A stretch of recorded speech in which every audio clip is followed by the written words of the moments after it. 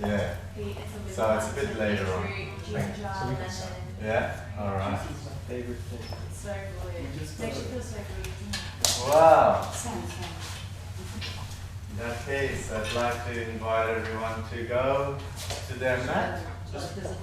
You just push it. I know. And to first join me in easy pose, cross-legged position, or if it's more comfortable for you on your knees. Oh, she's or any online. other comfortable position. She's online? Okay, cool. And then I'll invite you to just gently close your eyes and arrive by placing your awareness on your breath, maybe taking 1, 2, 3 deep breaths in, breathing out through the mouth.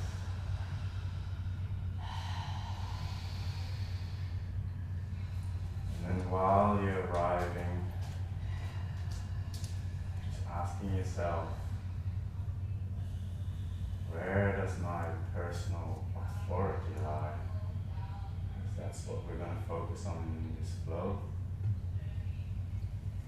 And focus on what's our personal authority. Do we make decisions based on our circumstances, or do we create our circumstances?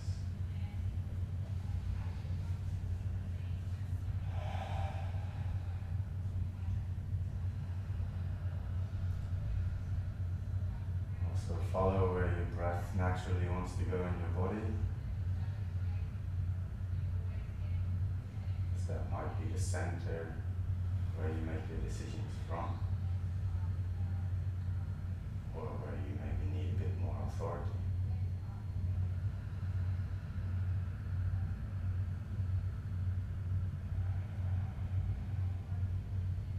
In this flow, we're going to start with a couple of rounds of sun salutations, and in that I'd like you to focus on not only the gratitude for the sun, power of the sun, and to blend this with your personal authority, mix it in with your will, to extend that throughout your practice and apply that throughout your life. As this is the time to step forward and take that spot, take that position of personal authority, and create that future that you are worthy of.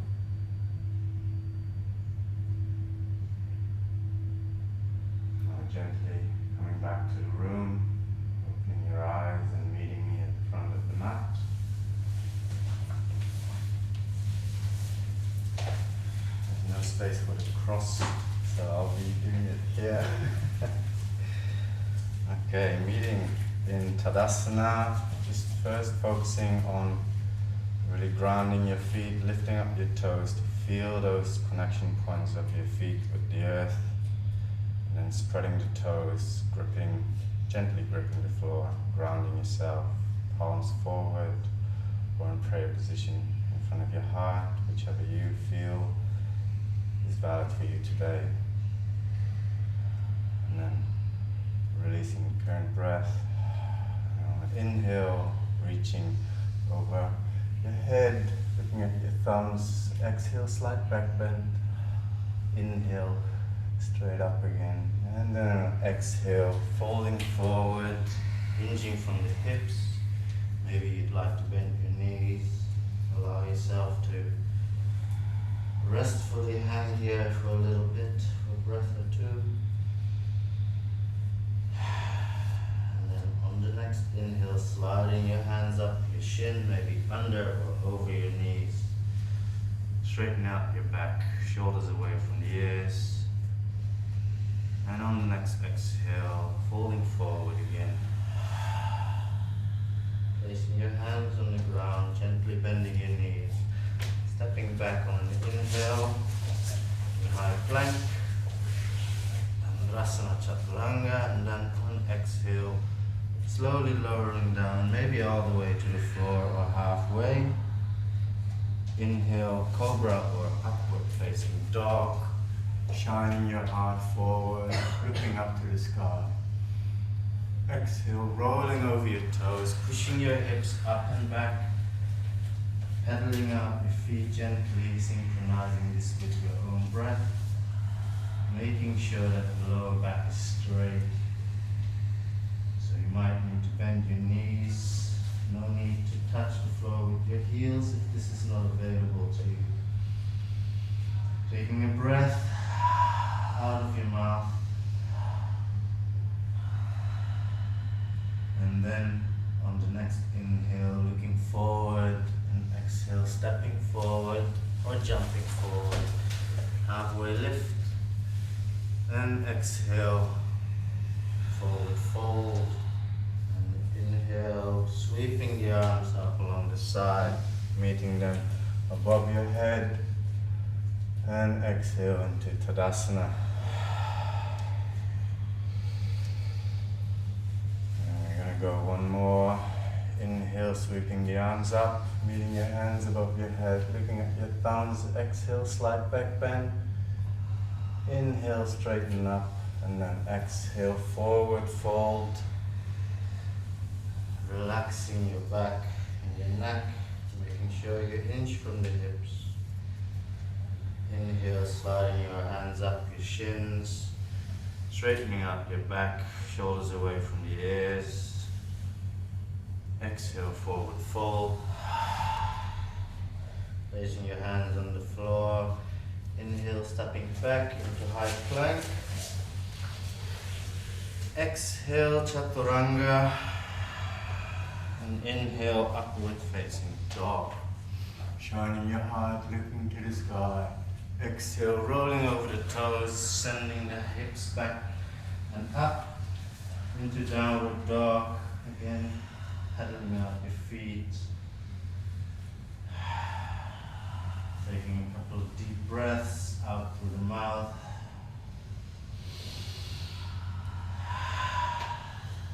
On the next inhale, looking forward, and then jumping or stepping. On the exhale, inhale, upward lift, halfway lift, sorry. And then exhale, forward fold. And inhale, sweeping the arms up to the sky, meeting them above your head. And exhale into Tadasana. And then now, Aisha is gonna take over. Okay guys, I am going to try to give you guys verbal cues. I'm out of action today. So can you hear me? Yeah. Yeah? Okay, let's go. So on your next inhale, I invite you guys all to come down to a forward fold, hinging at your hips.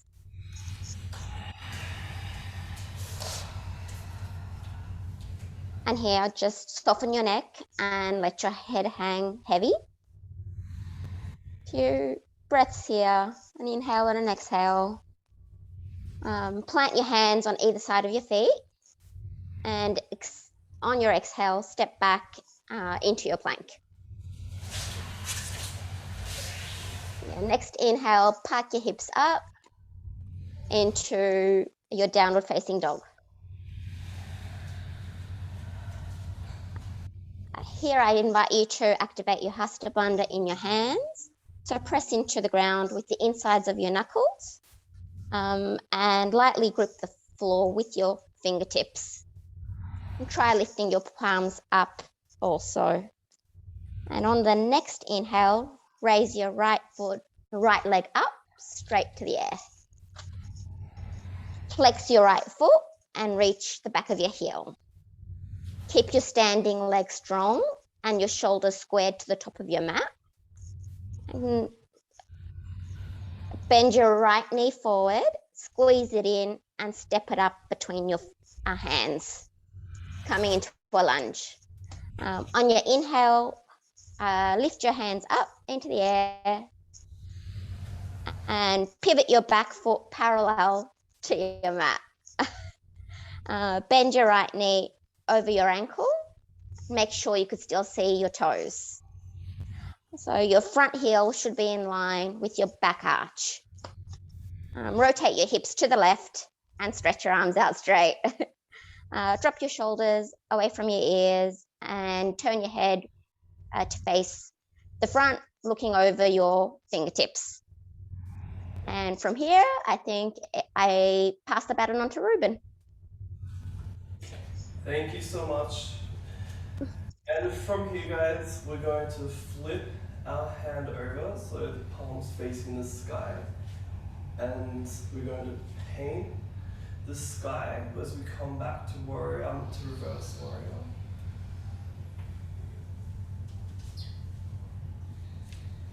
Making sure that you're bending your leg, bending your knee. And we're going to windmill our arms back to the mat.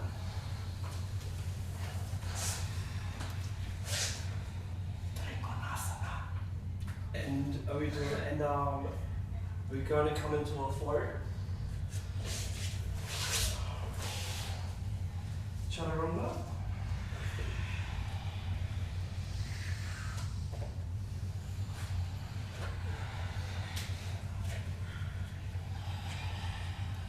Lifting your right foot up. And when you exhale, bringing it up into between your hands. And extending your hands out into warrior two. And what we're going to do here is we're going to straighten that right foot. Straighten the right knee, and we're going to come into a triangle pose, Trikonasana. And we're going to inhale. And when we exhale, I want you to touch your right shin with your right hand, with your left arm pointing up to the sky. And I want you to look at your left thumb. And to come out of the pose, I want you to bend your right knee and come back up. And we're going to go straight into the other side. Turning your right foot to be parallel with the short end of the mat. Turning your left foot 90 degrees, facing the other side. Extending your arms out. And again, straightening that left leg. And coming down with your left hand, touching the left shin. And your right hand reaching up into the sky. And your gaze looking at your right thumb.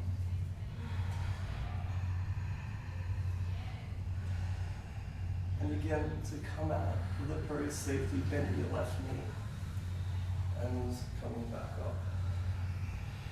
We're going to, again, flip around to the other side of the room. And we're going to windmill our arms back down to the mat and go through the vinyasa flow.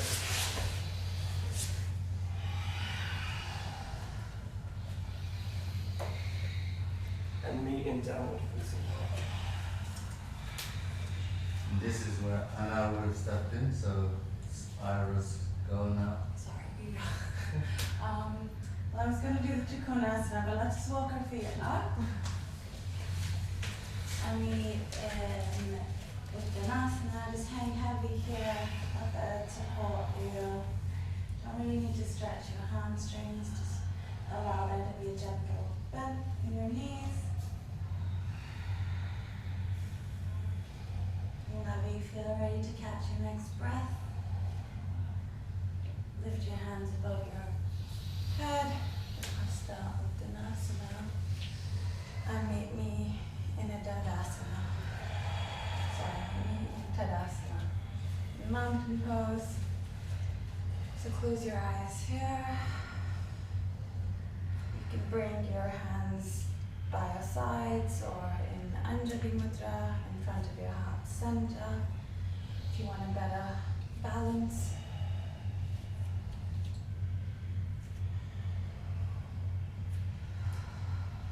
On our next inhale, we'll face left of the room. So we'll take our left leg up and spread it about 3.5 feet. Now with our arms, we're gonna raise them. Our right foot bring in a 90 degree. Our left foot, we're gonna bring in maybe a 45. So from here, if you notice your pelvic automatically shifts, so try and bring it back to facing that way, the classroom. From here, extend your right arm forward and then fall to the right. Just breathe in here.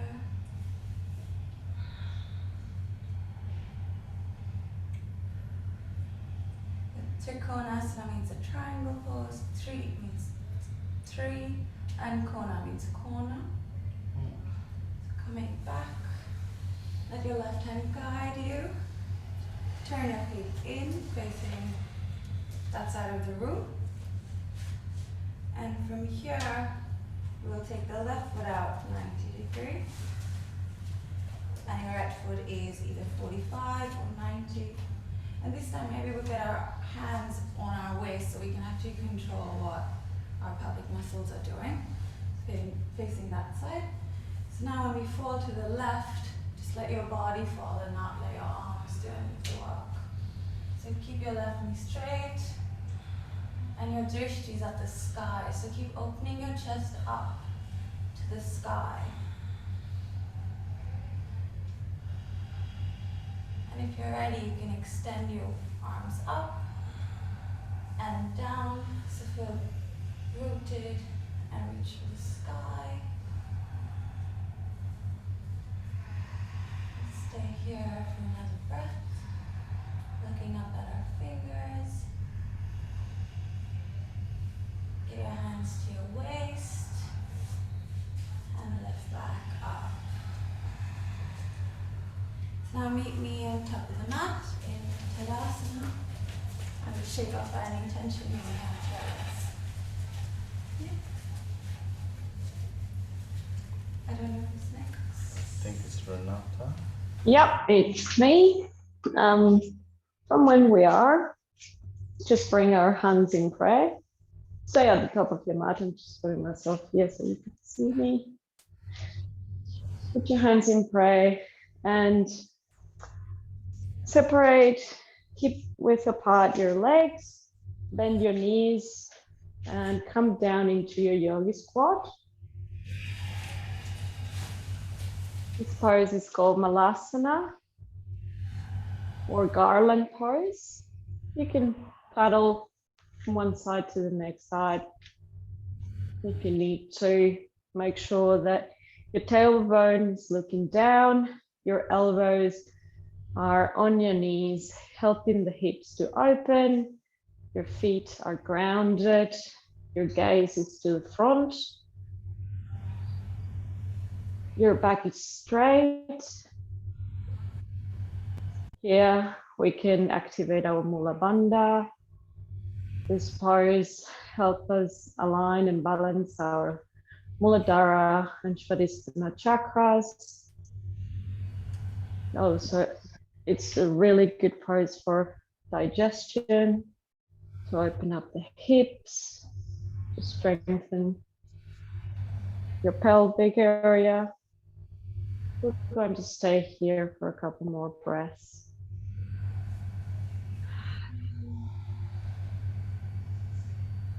Now, on your next inhale, reach your right arm to the sky and your left arm closer to the mat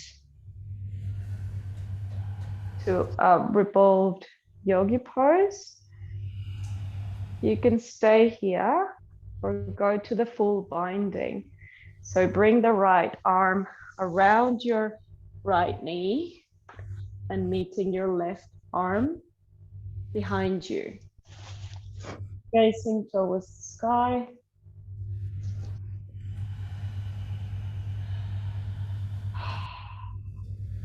Take a couple of breaths here.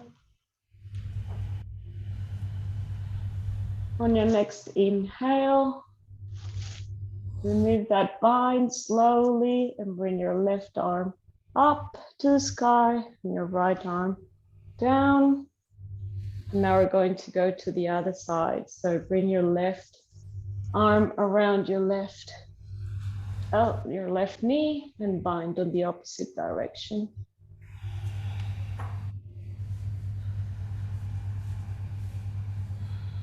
Your gaze is to the sky. Make sure that your knees are not falling over, that your back is straight, and that your feet are grounded. Slowly go back to your garland pose, Malasana, the top of your mat, and whoever is ready for the next pose.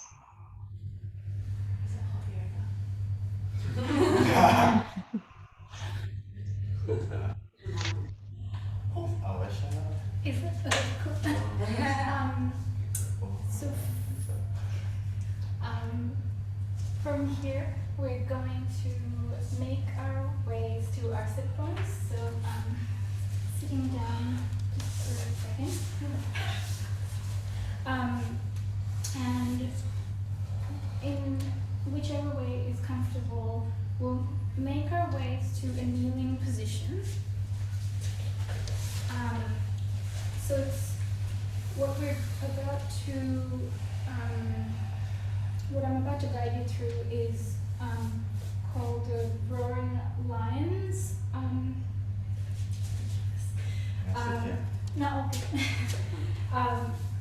Posture, and it's also a breath. So for this pose, we'll bring our big toes together, but bring our knees slightly apart. So it's kind of like you're in hero pose, but with your knees apart rather than together. And this pose involves breathing like a lion. So it was really fun to practice, but essentially there's the hasta involved. So you'll be placing your hands between your knees, but with your fingertips facing towards your body and underneath your shoulder. Now when you do that, you might have a tendency to like hunch over, but we want to keep our chest shining forwards and shoulders engaged. And we'll take 3 lion's breaths together, and what that looks like is an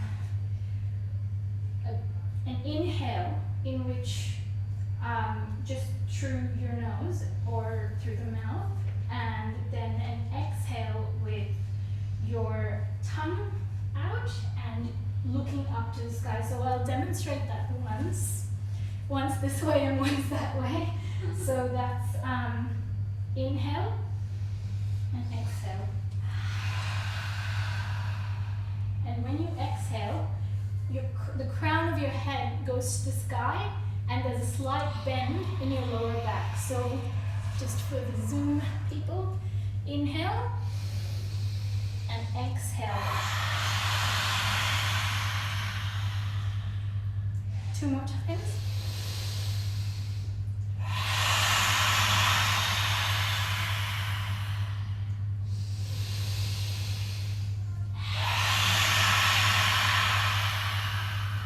So this breath is very, very cleansing, and I found it so grounding the entire week that I've practiced it. So I would recommend incorporating it into your pranayama or in your asana for sure.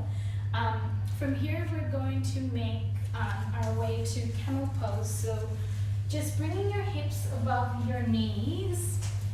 And if anyone needs a towel or a blanket underneath their kneecaps, please do that.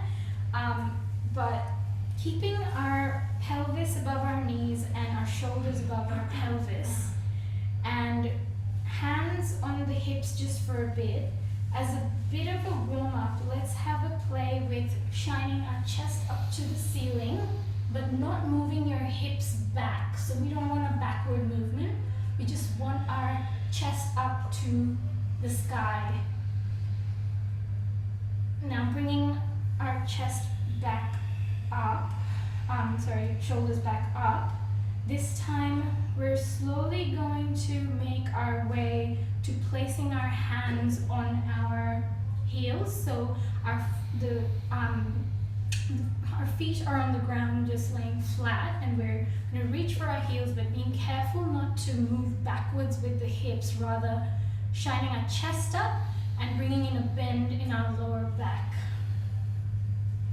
And starting with the fingertips and slowly, if possible, making it further down to bringing the palms on your heels. And if your neck allows for it, moving your head back even further to look towards the back of your mat. One more breath. And coming back up.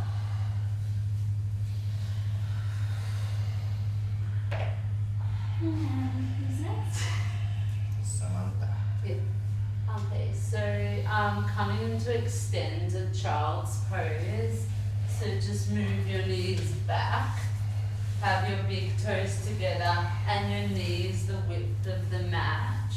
And then sink your bottom back to your heels. Reaching your hands out. Resting your forehead. Inhaling, exhaling through the nose. Breathing deep into your belly. Softening into the ground and the hips. So from here, start to walk your hands to the right, going into a side bend for the left lat muscle, and then breathing into the left side of the ribs for 3 breaths. Expanding on the inhale, stretching through those intercostal muscles of the ribs. Exhaling, releasing heavier into the ground. Last breath here. Walk your hands back to center and over to the left side. Breathing into the right side of the ribs. Forehead down, stretching the right side of the body.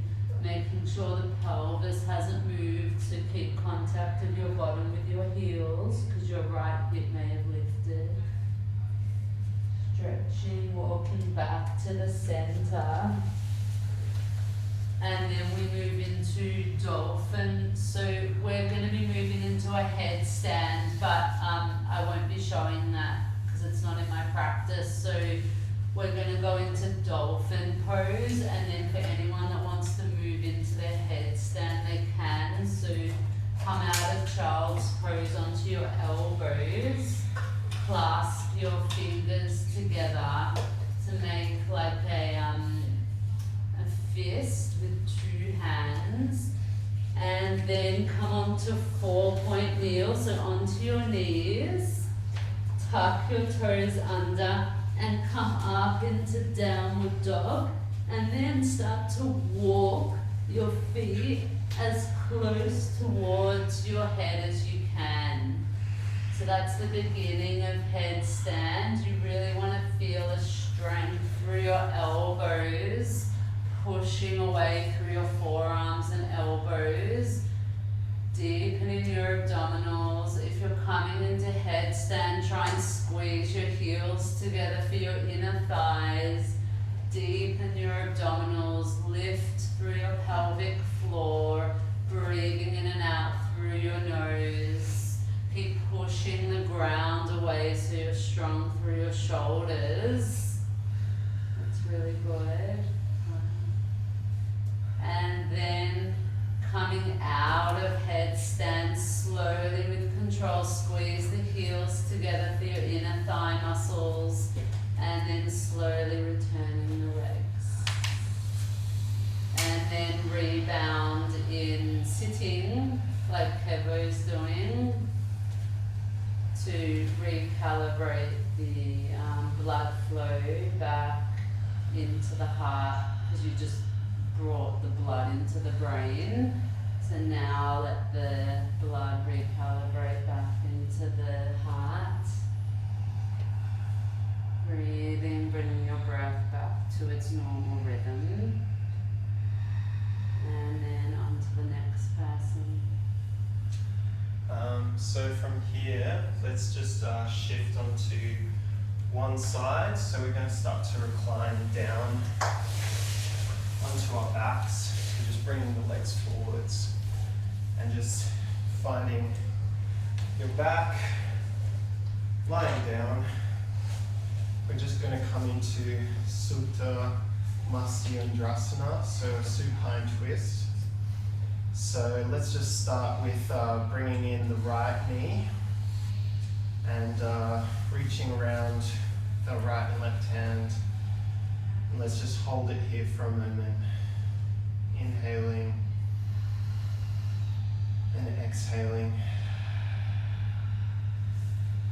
And might be a bit tight, but let's reach out the right arm straight along the ground. If you can, you might need to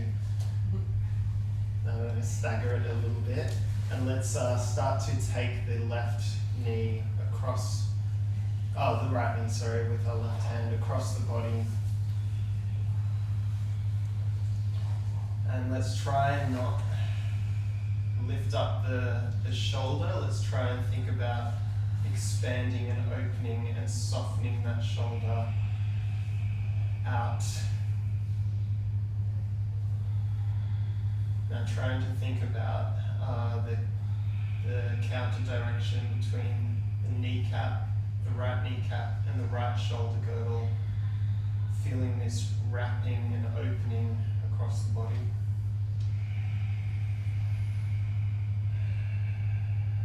Every time you exhale, try to find a deeper relaxation into the pose. So you're not tightening anything, just letting it wrap open.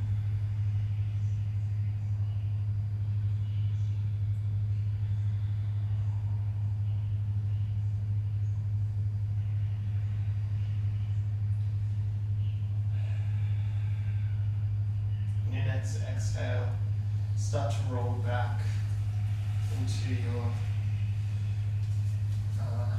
into the middle of your back, keeping the right knee in. And when you're ready, you can just let that flop down, relaxing over. Then softly bringing in the left knee, taking a few inhale and exhale breaths, just to soften into this shape. So try not to grip anything. We're trying to relax and open into this shape. When you're ready, grabbing the left knee with the right hand, opening out the left arm as straight as possible, or if you have to go a bit higher. And breathing out, taking it across the body.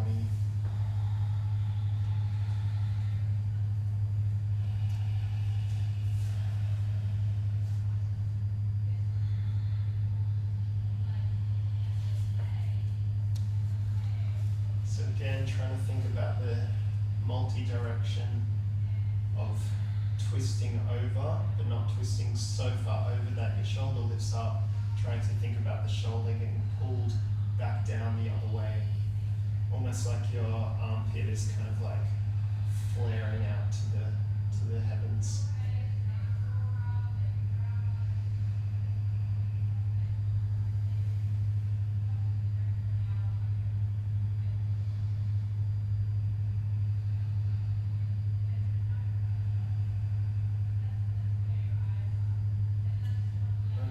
Exhale, shifting back. Oh, I'm stuck. Shifting back to your back, keeping the leg pulled in to your rib cage, and just softening to let that go. And just taking a moment to just feel the opening of that shape.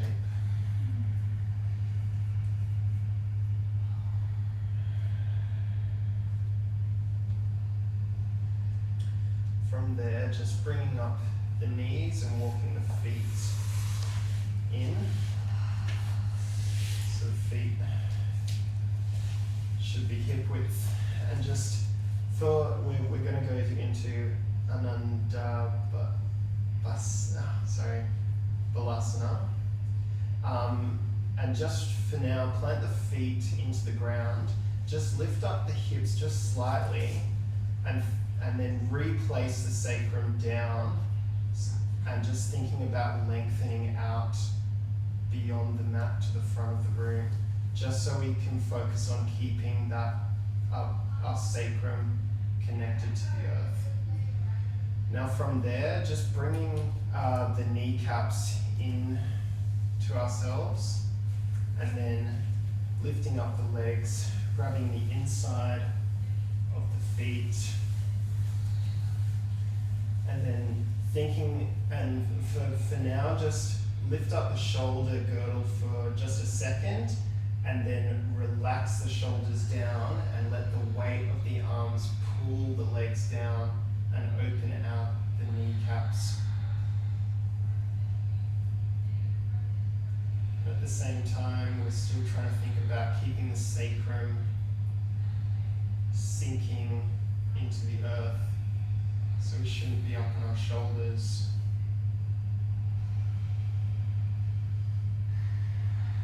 So we're opening up our groin, our hips, and our shoulders.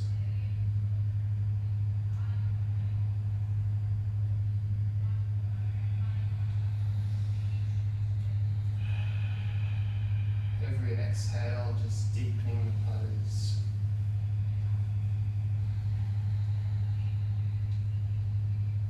When you're ready, bringing the legs in, let's take it into a little bit of a ball. Hug your knees. And relaxing down, relaxing the legs out into something else.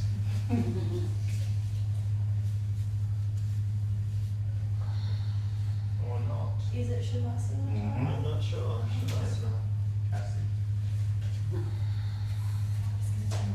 So coming into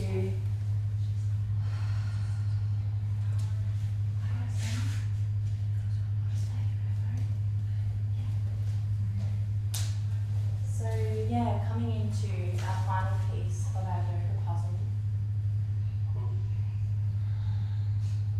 our Shavasana.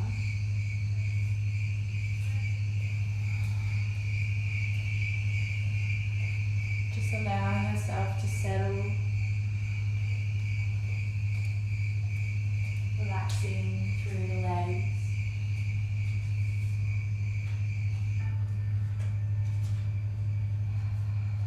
Relaxing through your upper body.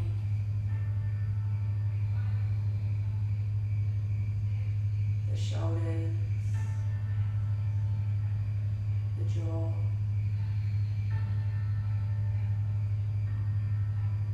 Releasing through your tongue,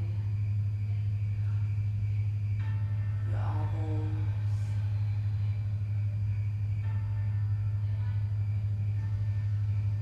and coming to the space between the eyebrows, allowing your thinking mind to settle and relax.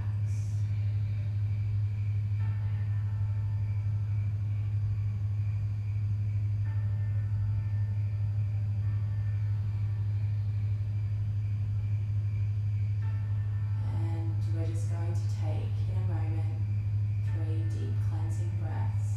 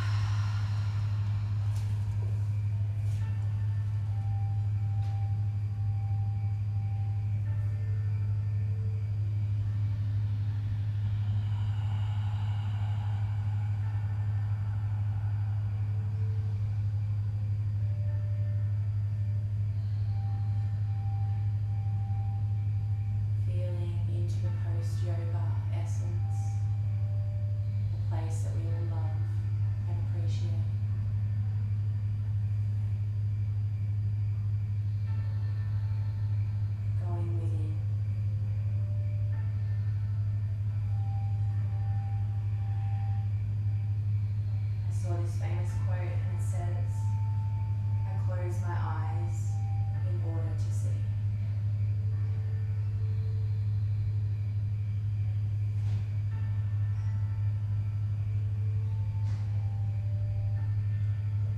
So now that we've created a little bit more stillness, just focus on that and we'll just sit within this for a minute.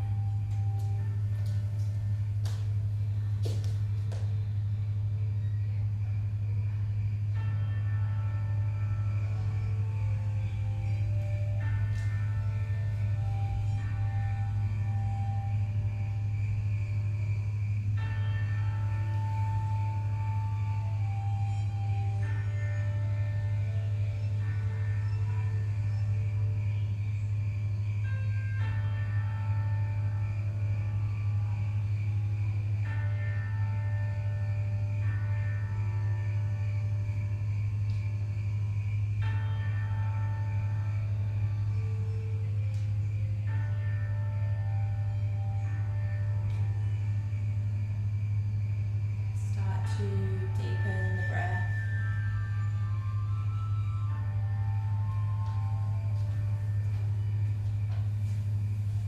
And invite just a little bit of movement between the fingers and the toes.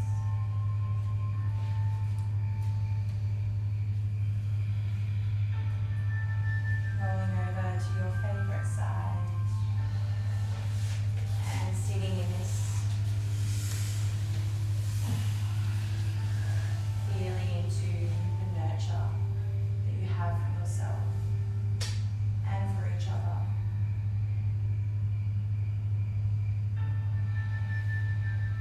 Bringing in the sense of gratitude for this moment.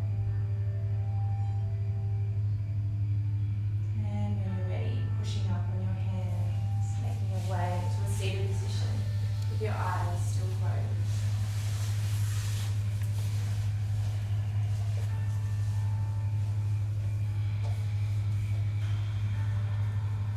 Just noticing how you feel now compared to when you started.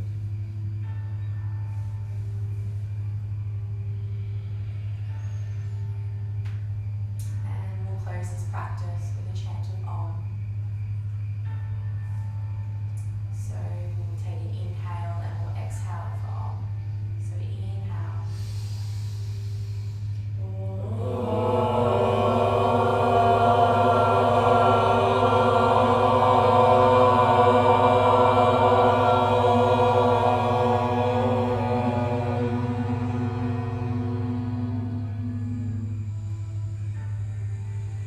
Hands into prayer, into the chest.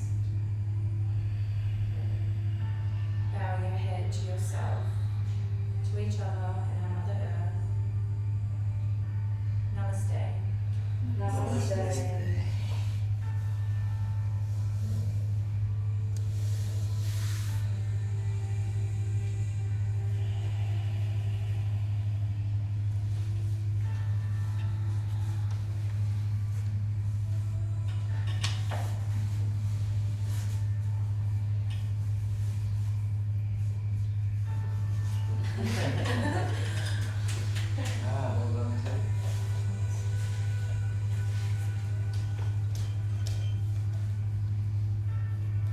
There's one moment.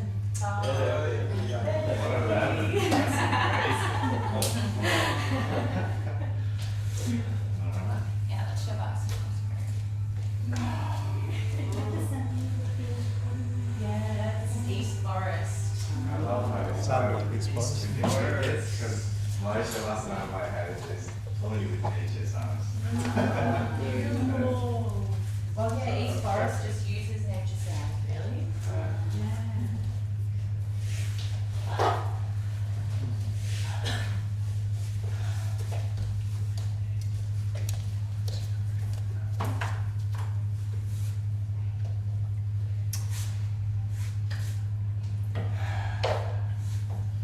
Well done, team. Another one down. Getting our practicing. How did we go? You started. Yeah. The only thing I can think of now in terms of a tip is I forgot to cue the Ujjayi breath. But other than that, I'm very happy with the intention that came out. Linking it to the sun. And then the sun salutation. I thought that went pretty well. Yeah. Can't really think of anything else. Well, we'll dive into sun salutes a bit more this afternoon, Yeah. so rather than any specific feedback, we'll work with that then. But it was good, yeah. Thank you. You guided it well.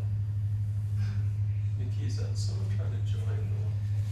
So it is, thanks for it's good old eyes from good old Tony. Is that Tony? The mysterious Tony. I saw like the blur, but I saw join. I was like, yeah. Does anyone else have any feedback for I really like that you put in a headstand in the sequence, because I feel like not a lot. Put a headstand in the sequence, because I feel like not a lot of people dare to do that. It's one of my favorite things to do. I hardly do any practice without it. Yeah. And for Pitta, that's really good, right? To turn it on.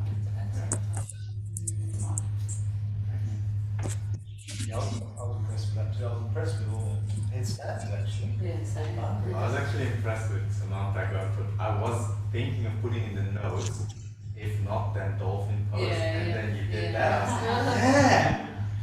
There you Like, go. yeah. That was good. I felt what was good that you did was you brought in the gratitude at the beginning to set people's energy into gratitude, so that, yeah, because that's important. Because if we're stressed, then it's like we're highlighting the stressed energy through the whole practice, whereas to make a note of the energy prior to the class, so that people can, yeah, like get in straight away. Yeah. Which happens for me, tapped in straight away. Yeah, it's the This gratitude. beautiful energy in the room with everybody else. Your voice is very calming. Like, I don't know whether it's because I can look within myself that I feel like my voice is very anxious. And whenever I hear someone else's calming voice, I can go a little bit like, okay, Yeah. Yeah. It's good then that I gave you the line. So. yeah, I definitely calmed down. Now you guys haven't, those who are doing Fridays with Amy, not doing Fridays, you haven't done sequencing yet, have you? No. We did sequencing yesterday for Friday, the other Friday group. Yeah. So one thing, so we'll go into more detail when I do sequencing with you, but that probably won't be till next year, I'm pretty sure. It's tricky sometimes, so that every lecture is important, really. And it's not, it can be in order, but it's not necessarily so. So anyway, but maybe just a little pointer for those of you playing in classes now. Yeah. So starting straight up with the sun salutes, like if you look at Ashtanga Yoga, and some of the things that we do somewhat base partly on that, because that is a great sort of framework for Vinyasa, of course. It's where Vinyasa really started with Ashtanga. And with Ashtanga, that's how you start. You start with sun salutations, and that's kind of like considered in a way the warm up. However, what I was talking about yesterday in my sequencing class was that when you look at Ashtanga, who's been to an Ashtanga class and an Ashtanga studio? Here, at an Ashtanga studio? Yeah, Yeah, and how long are the classes? 90 minutes minimum. Like primary series. So 90 minutes to 2.5 hours. So let's say 2 hours is your average Ashtanga class. And that's the same as Iyengar. And look, up until 10, 15 years ago, yoga classes were always around about 2 hours. It's only in the last 10, 15 years that with the kind of mass commercialization of yoga, to take it to the masses, who's got 2 hours to go to class? So everyone's condensed classes to, an hour's become the average now of the class. Here we actually teach them mostly an hour and 15, some hour classes, even some 45-minute ones. But in a gym, for example, 45 minutes is average now, maybe an hour if you're lucky. So even within that 2-hour framework or hour and a half of an Ashtanga class, the Ashtanga yogi, who's a dedicated yogi, generally speaking, comes to the studio at least 20 minutes, if not half an hour beforehand, and warms up themselves. They warm up before this class starts. So you go to an Ashtanga class and everyone's limbering up, doing their own thing, warming themselves up before you come into your sun salutes to officially start the class. So the idea is that everyone's already limbered up. Now we've got to, we take that as our framework, but then somehow we've got to modify it because, okay, what's our target market?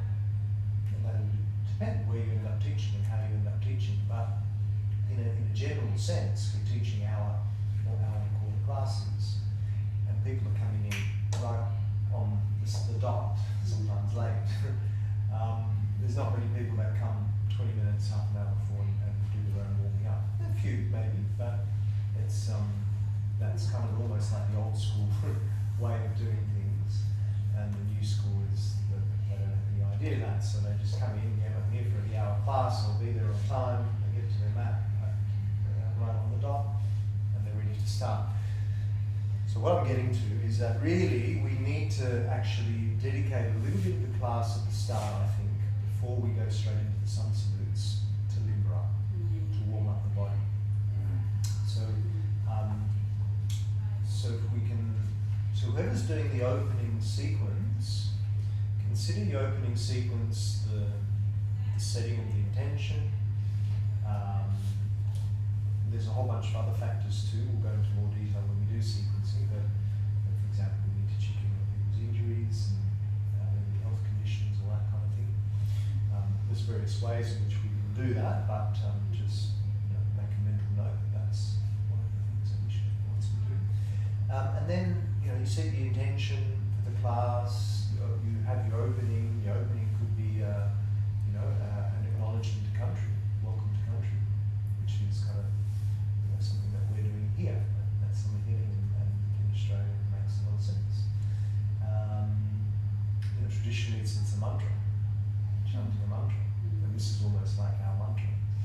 And you can work with mantra if that resonates with you. It's a nice way to open the class, or work with an acknowledgement of country.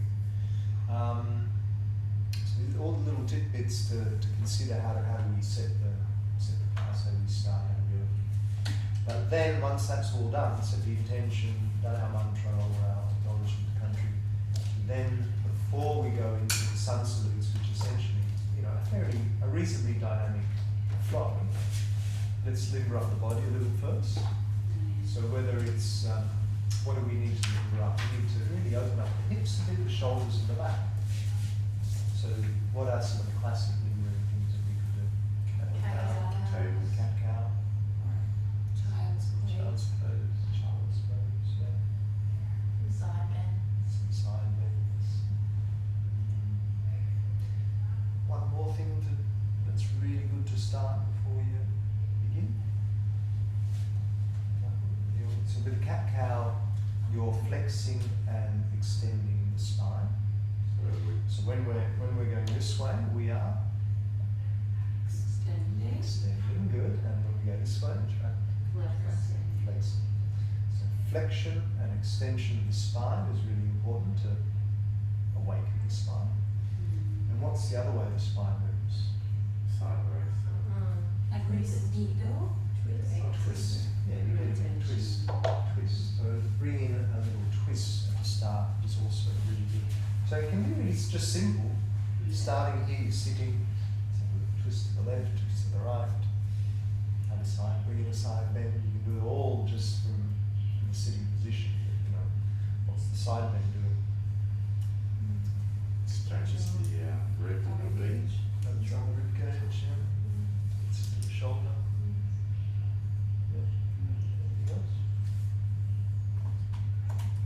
I find that sometimes it can be good to do a few lunges before bigger, like leg heavy postures. What's that? Like low lunges are what I usually do, but I don't know if that's a good one to open with. So what's that going to work? Oh, this one. The hamstrings. Hamstrings. Yes. And Quads.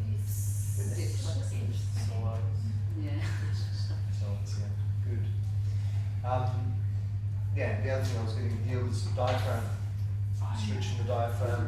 Yeah. So that's going to open up the rib cage, open up the diaphragm, so we can then breathe a little deep, and that's all it's important element is the breath. So yeah, some side bends, a couple of twists, flexion, extension, cat-cow is a classic, and then I agree, some lunges, whatever lunge, you know, just a lunge, whatever variations you like here. Come into the right lizard lunge. It's a nice deep hip open up. You can do one of those. You could, you know, whatever. You could do a couple of those. Be creative with however you bring in the lunges, but you do all of that first, and then when you come to stand ready for your sun salutes, the body's already limbered up. And all that can be just a few minutes. Potentially like a little bit of core as well. Like like in tabletop, extending the arm and leg out, just to warm up that, because then that will strengthen everything for when you're ready to go. Absolutely. That's another. Yeah, where do you bring in your little core sequences?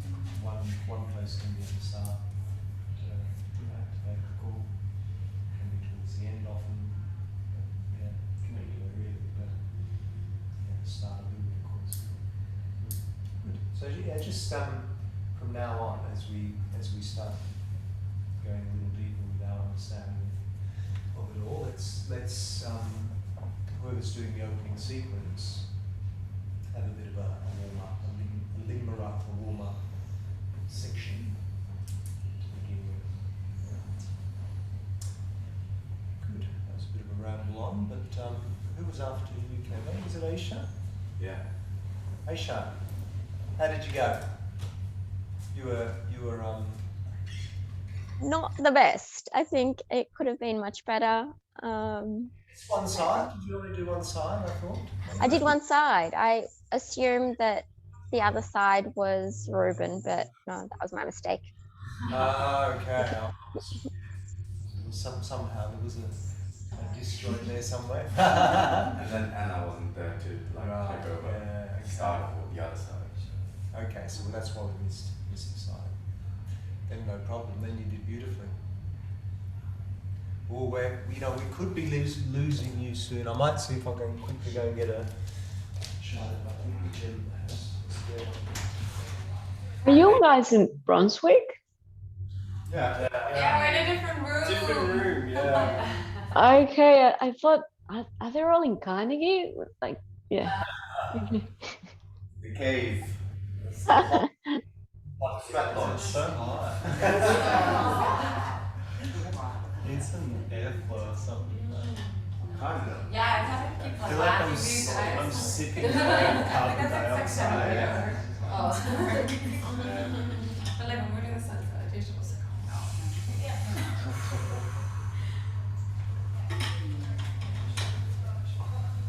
no. Aisha, can you hear me?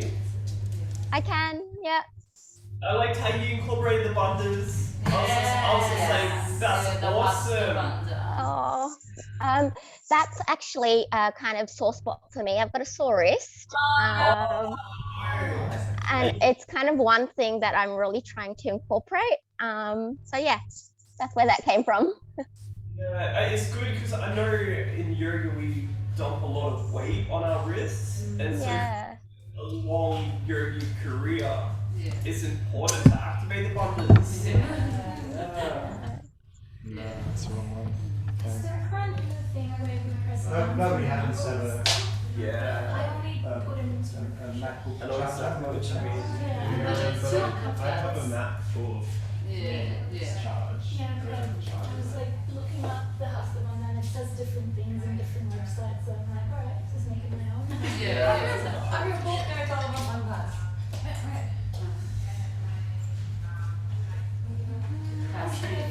We have That's okay. Got it yesterday. Oh my god. Yeah. Happy birthday. It's much better in PDF because then I can search the time and then I'm like, well, Yeah, nice to have it like right I know that's right. All right, guys. Just to let you know, our online friends, I forgot my charger today, so we're running low on battery. So if you lose us, let's come back together after lunch. So let's aim for around 2:45, yeah? Around 2:45, 2:45. I think it's alright for now. We'll just keep going. Yeah, maybe for the afternoon. I didn't know. It's actually not the best charger. The charger that's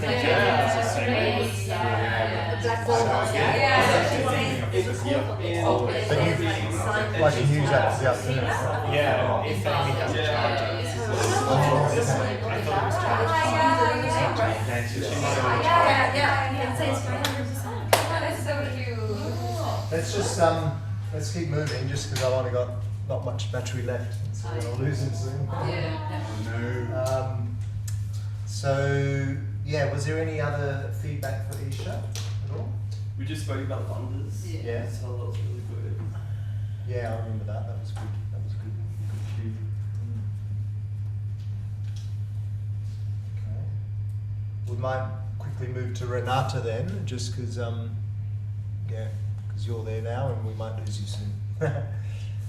Renata, how did you go? I think I can do a lot better. It's just that today, like running late and rushing in the class, like I couldn't even listen to the whole starting and bring myself down. So by the time that it was my turn, it was like I was still all over the place. So yeah, sorry. Great. It was great. It was absolutely fine. It was good. It was an interesting one, Malasana. It's a lovely pose. I almost bring it all the time to my classes. It's like my standard, transition from the standing to the seated poses.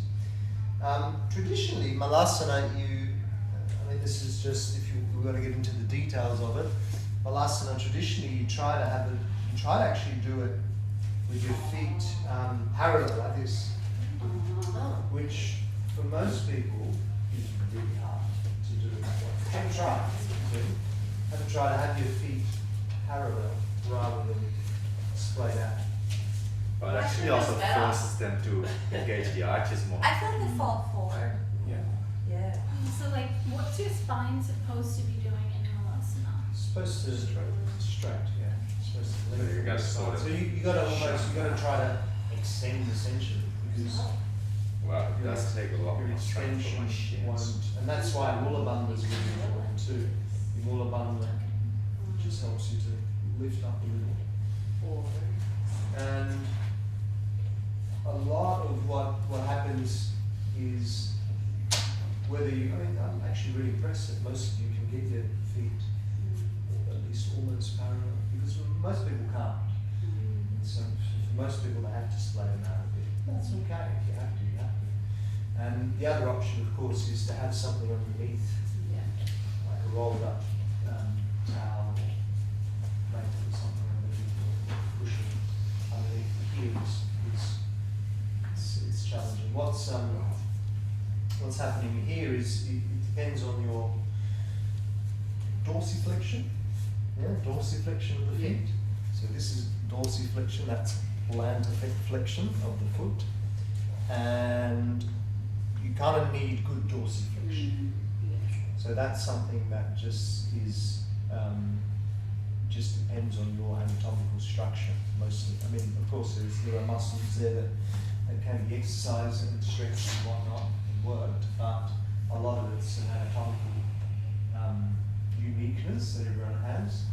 And so, for example, if you do this as best you can, just squat without going into malasana, and then go forwards, have your heels to the floor, and lean forwards to see how far you can dorsiflex your ankles. How close are your feet? Because I find it, if it's closer, it's hard. If it's wider. Yeah, have them hip width apart, just for this little exercise. So if you look at each other, we've all got quite a different range of dorsiflexion. You'd be good at skiing. So me, I've got really good dorsiflexion. Yes. Callum, you've got pretty good dorsiflexion. Already, that's pretty good too. And the rest of so. What's the matter with that? The rest of you, you know, are probably average.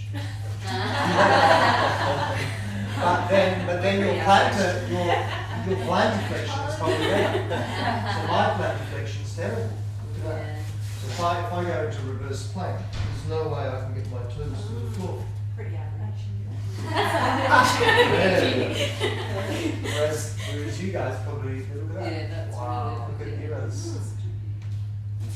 plantar flexion.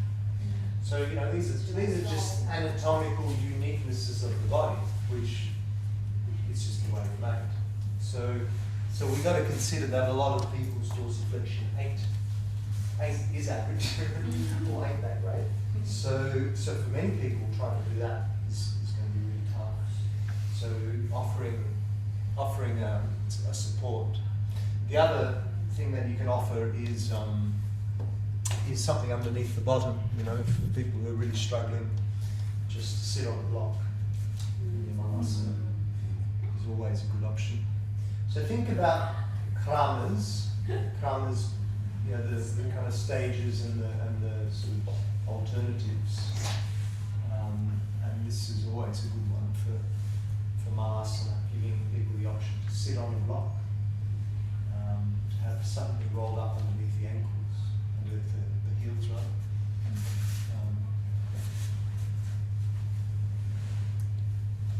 Any other? I mean, it was nice that you did the full bound malasana. That's really a lovely pose. But again, for many people, that's impossible to be able to bind. So even there, some kramas of like some alternatives. Just keep the arm up, bring that arm behind if that feels okay, and just rest there. Don't fret if you can't bind. Remember, we've always got to be inclusive to everyone. And there's a few of us in here who couldn't bind. It's not something that everyone can do. I can't bind every day. I find that each day is different. One day I can bind, one day I can't. What was this flexion called? Plantar flexion. Plantar. Plantar flexion. The best way to remember it, I feel, is like you're planting your foot on the ground. Yeah. Planting your toes on the floor. Dorsiflexion, it's kind of like you're creating that dorsal fin. With the toes up. Becomes the dorsal fin.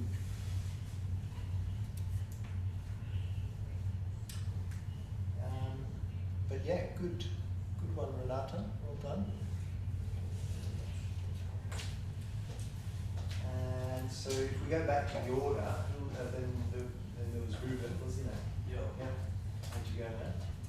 Yeah, I think at the start, a bit like a deer in the headlights, where it's like, I think I felt like, because this morning, I was like watching YouTube clips of like how they cue and prompt us to the next step of the pose, and then while I'm doing it myself, that's when all of a sudden it's just like, whoa, this is a lot to think about while I'm doing it as well. So I felt like it took me a little while just to shift gears. And then it was pretty simple poses though, and just how it was explained, and when I was watching it on YouTube. And so yeah, I think I just made sure that I was mindful about instructing where the eyes go and making sure that we're in alignment as well. And there's other stuff that I wanted to put in, but just being in the moment, kind of just did what I could.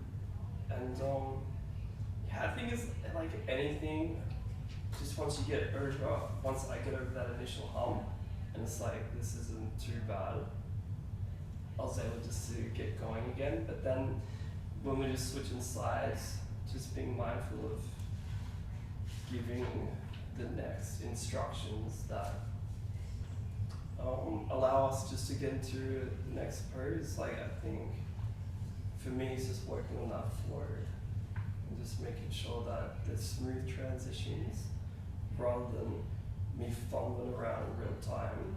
I'm okay to fumble around, like this is how we learn, but yeah, just think for my own development, I'm just looking for it to be smooth. And I think in yoga, when I'm in the studio, the teachers do it with such ease that I think like you can't tell what they're thinking about, they're just doing it. And so I think you can still see that I'm really trying to think about what the next step is. But again, this is all part of it. Yeah, it's like going from a student to the teacher's role, and that's the journey. Yeah. And so I was telling Sam this morning, like, the fact that she's got this experience with the physio and then Pilates, like, for me there couldn't be more of a polarizing contrast. And she's like, you can't compare. But it's just more an awareness of like, yeah, just big gaps there. No, but Ruben's like a storyteller. Like when he starts classes, like that's where he shines, whereas I'm not as, like everyone's got their skills. Yeah, But you tell stories and quotes. Yeah. Yeah, like your Shavasana, yeah. Yeah. It's nice to remember it. Yeah, that's nice. Yeah, and I think with that though, I'm just mindful, because I'm mindful of that. I'll finish up. Is I've got mates who like have told me they love yoga, but they don't like that whole other element of it, and that's like what I'm really passionate of. So